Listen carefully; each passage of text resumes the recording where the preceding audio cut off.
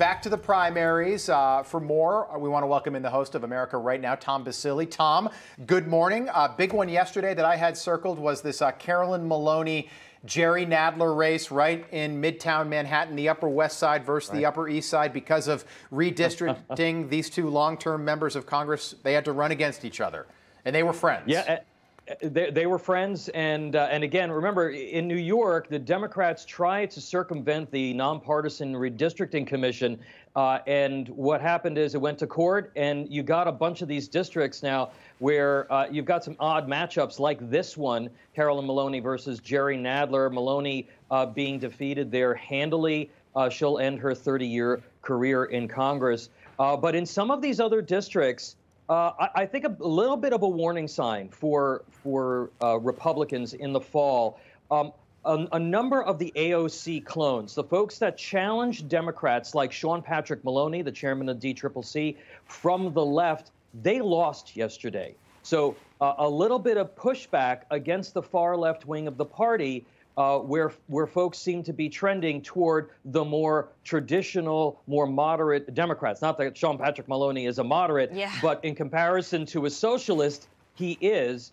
He won handily in a district that at one point they were a little concerned about whether or not he was going to survive. Same thing in New York's 10th district. Dan Goldman, who was one of the Trump impeachment prosecutors, you might remember that face from the impeachment. He also edged out a far left candidate. So that's something that Republicans should kind of take a look at, particularly in some of these suburban districts, and where you're getting more moderate Democrats are winning these primaries. But voter turnout so low across the state of New York yesterday. Unbelievably low. Low in New York. But also, Tom, what I think Republicans need to pay attention to is what happened with Pat Ryan. So he won, and typically you didn't see a lot of people campaigning on abortion, right? Even Democrats, a lot of them stayed away from it. But he did. He really focused on abortion, not mainly the kitchen table issues. So what do you think this means for Republicans and even Democrats moving forward as we head to the midterms? This was a very big test for Democrats to see whether or not they could take in a swing district, whether or not they were going to be able to motivate voters in a year where enthusiasm for Democrats is down solely on that one issue. And if you know anything about this district, it's a district that Joe Biden won by 15 points less than 2 years ago. Mark Molinaro came very close yesterday to flipping that seat, but turnout was very high in the bluer areas of that district, we think, based on the fact that he focused so much on abortion rights. And that is really what kind of won the day for him. Now, both of these candidates, just so you know, they're going to be running in different races in November in different seats. So confusing, by the way. It is so confusing. Okay. But they're both back on the ballot November 8th. That's the bottom line. They're both back on the ballot, and also both in swing districts. Ryan's going to be in a district that tends to favor Republicans a little bit, and Molinaro will be in a district that's pretty even due to the redrawn line. Tom, can I just quickly, 10 seconds, was this a real bellwether?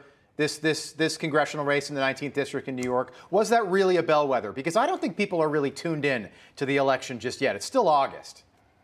Look, these are both campaigns that worked very hard. You know, I've known Mark Molinaro for 25 years. He's a very, very hard campaigner. And Republicans did see an opportunity to flip this seat after Antonio Delgado resigned to become lieutenant governor.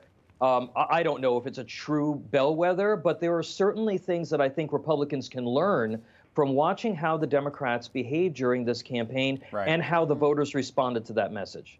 Tom Basile, host of America Right Now. Good to see you as always, Tom. Appreciate it. We'll see you on Saturday on your show. Thanks, Tom.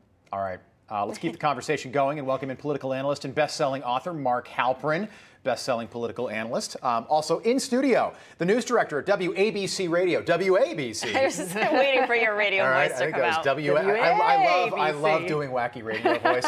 From the station that reaches the beaches, so far to the right, we'd be in your glove box. WABC Radio, New York. I think you got a future there. Wow, wow. Also, you're a host on WABC Radio, I am. Lydia Serrani. Okay, so Allison and I are talking during the commercial break, and she says, is Ron DeSantis a little little bit too confident, overconfident, maybe a little bit arrogant. This week, I didn't say that. You intimated, you hinted at that. You kind of said that. I was talking about his new ad. Let me show you his new ad. This dropped on Monday, day before the Florida primary. This is Ron DeSantis, who's running for governor, of course, down in Florida. Today's training evolution, dogfighting, taking on the corporate media. The rules of engagement are as follows. Number 1, don't fire unless fired upon, but when they fire, you fire back with overwhelming force. Does it say that in the bill? I'm asking you to tell me what's in the bill. Number 2, never ever back down from a fight. If I could complete the question, though. So you're going to give a speech or ask a question? Number 3, don't accept It gets me fired I want up. to go see Top Gun now. Mark, wait, come on. Okay, and how about this? So people think DeSantis is going to win this thing with 65% of the vote, maybe 70% of the vote in the state of Florida. Mark, Politico yesterday with an article about Virginia's new governor, Glenn Youngkin. Take a look at this headline. Youngkin plans to make midterm stops, including in a very important 2024 early state. So maybe if Trump's not the guy in 24, it's a governor. But maybe it's not Governor Ron DeSantis. Is there more to that, Mark? There is. Glenn Youngkin's doing more behind the scenes to ponder a presidential run than has been reported so far. This travel in the fall is just part of that. He's not up for re-election. Ron DeSantis is going to have to tend to his backyard a little bit. And that Top Gun ad, if DeSantis has the potential to turn his re-elect from a springboard to the White House to something quite a bit different, and the metaphor of flying too close to the sun could come into play in the next couple months. Oh, Mark. Okay. Icarus. Lydia, Glenn Youngkin obviously did really well in Virginia, but is he just too new in the political world to maybe make a run? Yeah. Well, I mean, I think so. I don't think he's as well known. And I thought his ad was amazing. I love the Top Gun thing, and it's topping the box office. And because people are sick of the woke culture, they're tired of it. They don't want to hear about their kids having surgeries. They're sick and tired of the critical race theory. They want secure borders. They want to be able to walk down the street. I mean, here in New York City, a cop was jumped yesterday while he was jogging around 11 o'clock in the morning.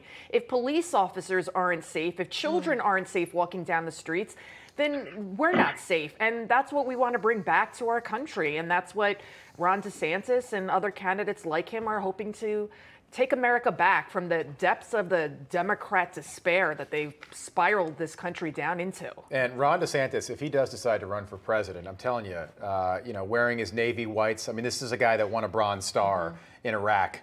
He can certainly pull off an ad like that. Mark, final thought, then I want to move on.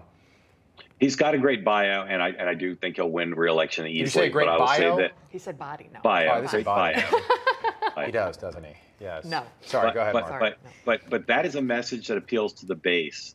Youngkin's message appeals both to the base and to more of the center. And I think it's going to be fascinating to watch. Does Ron DeSantis moderate at all, not change his policy positions, but the tone and who he's targeting? Because if he just runs to secure the Republican base, Charlie Crist is going to break 48%. Oh, interesting. Okay, and that would be pretty significant for the Democrats. I think it's clear that DeSantis is going to win this race in November, but how much can Charlie Crist siphon off? Charlie Crist, by the way, was not a good governor. I was there when he was governor. He was a Democrat. He was a Republican. What is he now? He's running as a Democrat again. I think Marco Rubio's got to be aware of the power of Val Demings as well in that Senate race. Marco Rubio running for a third term in the state of Florida.